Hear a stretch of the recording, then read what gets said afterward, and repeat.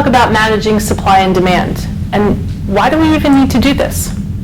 Well, because we have something called demand uncertainty.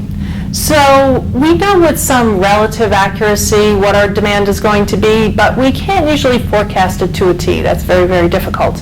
Why is that? Well, things like seasonality. Certain products have certain seasons, and predicting that is not always that easy. And sometimes it's very weather dependent. So for example, the sale of ice melt, right? If it's a warm winter, then maybe you won't sell as much. So predicting that is very difficult. There's just demand variability. One day you buy brand A, one day you buy brand B. So maybe it depends on what's on sale. So there's demand variability. Sometimes we have promotions. That's going to affect how much we sell.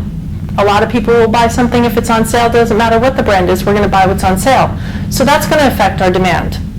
And adoption rates. You never know, if you're putting a new product out, you never know what the adoption rate is going to be of that product. So the demand is going to be variable. So our demand is comprised of some mean demand, some average demand, which we can usually measure relatively effectively. And then there's some variability. And so we need to kind of control that variability. And the way we do that is by controlling either the supply or the demand or both. Now, what is the effect of that demand variability? Well, there are two extremes. We can either have empty shelves, which would be very bad. Customers don't like to see that. Or our warehouses could look something like this.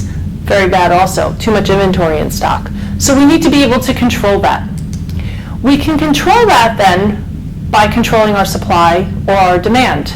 So we can, now we're not talking about rationing, but we can control the supply of material to our customer, particularly if demand is more than we thought. There are ways that we can control that and try to meet what we want to. And on the other hand, we can control the demand from the consumer. We can control, in a way, how much the customers are going to buy. So we're going to talk about techniques for controlling both the supply and the demand.